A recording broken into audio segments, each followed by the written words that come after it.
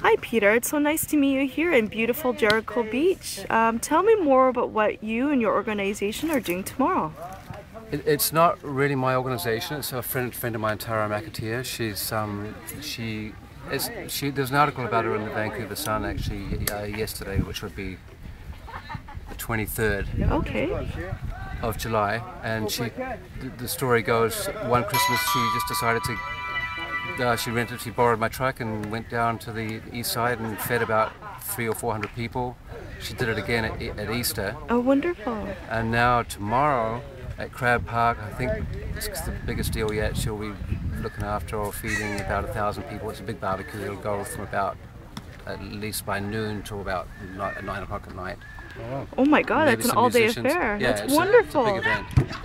I think this is so wonderful how the movie industry is giving back to the downtown east side and helping to make our lives a little bit brighter.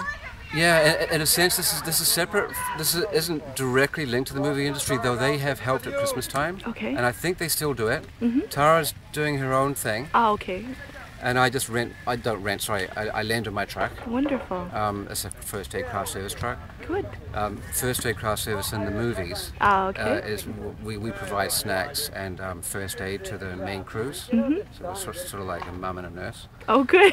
That's the way I look at it. That's wonderful. And there's a website as well where people can get more information? For Tara's, this thing that she's doing, the website is truckstopdining.com, I believe. .com, yes. Yeah, www.truckstopdining.com. Wonderful.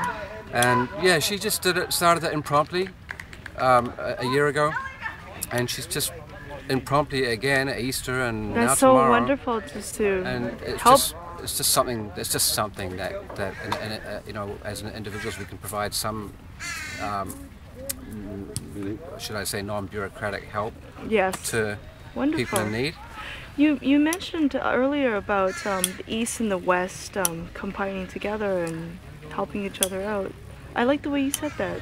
Well, I have my own, dare I say, I've got misgivings sometimes. Sometimes you can provide help and, dare I say, you can create a dependency. So people that are in a lot of need, you know, you help them out and then really you're just creating a situation where they just want to keep coming to you, and that's where they see their only hope.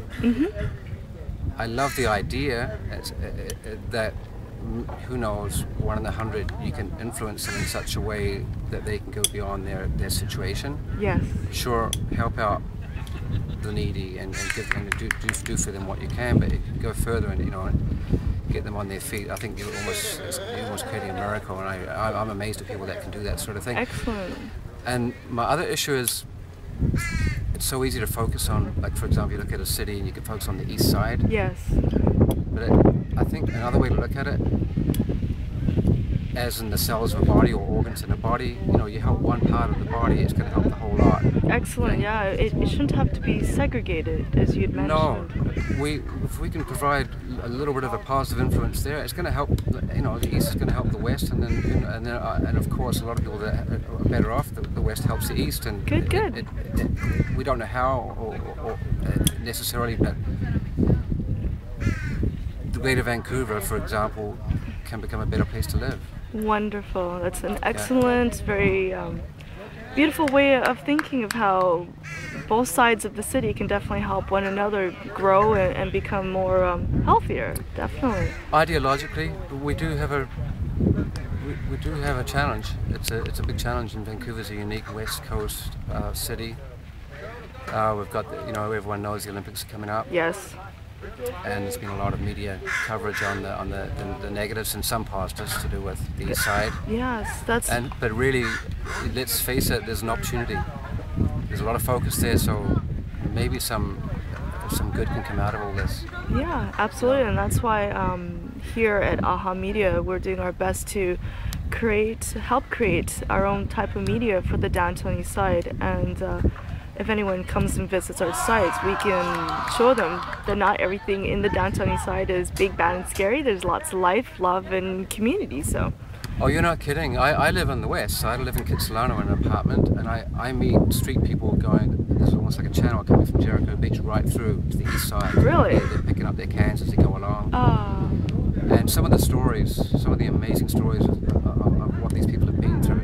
I mean, some of them have held really reputable jobs and have fallen to the bottom, and some of those people are capable of putting themselves back up, there's no doubt about it. Who knows whether it's one of the 100 or 150, but there's a lot of really interesting characters out there. I always thought that, you know, at any given time anyone could fall, whether it's through illness or trauma or lack of a paycheck even, Yes, you know? I know the feeling. Yeah, a lot of us have gone through different instances in life, and you just never know where you may end up, so. No, you don't. Where the opportunities are again. Yeah, but I want to thank you very much, Peter, for sitting down with me and chatting with me, and thank your friend also, Tara, for... Yeah, I certainly will, Tara McAteer. And this is my kid, this is Quinn. Hi, Quinn. Want to say hello? How are you doing, Quinn? Nice to meet you today. Yeah. Are you having a good day? Yeah. What's your thing? This is, you gave me a note. ahamedia.ca. Aha Media. Yeah. So you film people mostly in the east side? Or We film all over the place. When we work in the downtown east side, we do a lot of events, functions, and we basically provide them archiving and documentation of their event, or we'll go out and film people's stories. When we've done filming at conferences and conventions, and basically giving social media support, so Twitter, Flickr, YouTube, blogging, basically just trying to outreach their word or their thoughts out there. So We also do a lot of stuff just as we're walking along. yeah, we do a lot of community engagement. People we meet, musicians, or just, you know, a person like yourself. And you often use a little cell phone. This is now, all what we video. use. This is a Nokia N95, and we film and 4:3, yeah. 640 by 480. and we can do everything we can on this. Or if I use an HTC tie-in, I could have live streamed this, but I want to create a legacy video out of this, so that's why I'm filming on a higher quality than this HTC tie-in, which is a little bit lower quality. So you're But still very creating potentially, or even practically now, a present time. Yeah, in real life, live feel. Like if I could take this footage that we're talking on right now, I could live stream it and it would be on the web right now. So as events happen, In real people time. can collect that Yeah, so it information gives... and act on it way sooner and possibly come up with That's right. We got about 200 hits a day. Yeah, Really? that's pretty good. We're proud of that, and we've only been doing it for like the last maybe 6 months. Prior to that, we were doing other jobs, but we learned about how to do mobile media through a project called Fearless City Mobile, which enabled people of the downtown east side to learn about media through cell phones and learn how to engage the public. And then Fearless City Mobile transformed into a project under W2, which is the new Community Media Arts Center that's going to be opening up at Woodwards, and we're still trying to get it rolling and going. But now that we've made friends, hopefully we can maybe launch it further. It's set to open in September, actually, with SFU's Contemporary Art Studio and or art school, should I say? And but you know, we as downtown Eastside residents, we believe that we have a great community and we can do so much, you know, and hopefully we can create our own legacy instead of someone creating it for us by other media, you know, outlets. So yeah, Setting a new wave. absolutely, yeah. It's crowdsourcing information to create a legacy, basically. Yeah, we're creating community. We're also reporting from within the community, about the community. For Instead the of- community and for other communities to look at us. Instead of big media, which always has a filtered story, you know, thrown into their own, you know, self-serving perspective. Yeah. So we report on anybody, just the people we meet. As long as we don't swear, then I'm So happy. fair enough. So you're providing a as you say, a non-filtered media That's right. potential for all Totally kinds of people. open to anyone.